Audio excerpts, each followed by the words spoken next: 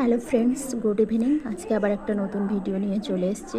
তো আপনারা দেখতেই পাচ্ছেন সামনে কতগুলো ওএমআর সিট পড়ে রয়েছে।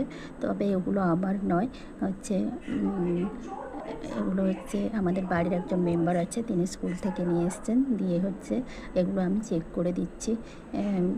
হচ্ছে আমারও ইচ্ছে ছিল টিচার হওয়ার, আমি 3বার এসএসসি দিয়েছি, কিন্তু প্রিপারেশান ঠিকঠাক থাকা সত্ত্বেও জানি না কোনো কারণবশত হয়নি।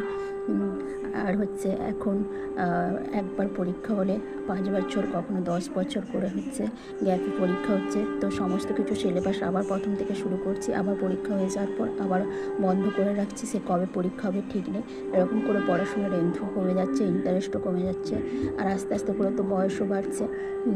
হয়তো আমি ভাবছি নিজের সেরেটা দিচ্ছি, কিন্তু আমার থেকেও যারা বেটার আছে তারাও দিচ্ছে, তারা আরও ভালো দিচ্ছে।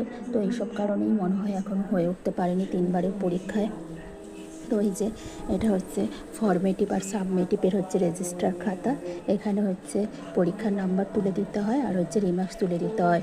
তো আমাদের বাড়ির মেম্বারটি, তিনি সমস্ত টিচারদের এই কাজগুলো নিজে নেবেন, নিজের ভাগের বাদ দিয়ে অন্যদের নিয়ে নেবেন, দিয়ে উনি যখন চাপে পড়বেন তখন উনি আমাকে দেবেন। তো আমার এইসব কাজ করতে খুবই ভালো লাগে, বিশেষ করে পড়াশোনা রিলেটেড কাজগুলো করতে ভীষণই ভালো লাগে। তো এইরকমভাবেই মনে হয় আমার অপূর্ণ স্বপ্নগুলো পূরণ হচ্ছে। কী বল? তো মাঝে মাঝে আমার এটা করতেও ভালো লাগে না, তবে এই বছর থেকে আমি বলে দিয়েছি আমি আর কোনো এইসব কাজ করব না। তবে অনেক করে রিকোয়েস্ট করছিল, কিন্তু আমি আর করিনি।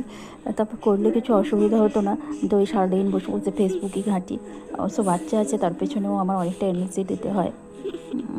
তো এই ছিলই আজকে ভিডিও। তো আপনাদের কেমন লাগলো এই ভিডিওটি কমেন্ট করে জানাবেন, এবং আপনাদেরও বাড়িতে এরকম কোনো মেম্বার থাকলে আপনাদেরও কি এইসব কাজ করতে হয় সেটাও জানাবেন। থ্যাংক ইউ আমার ভিডিওটা দেখা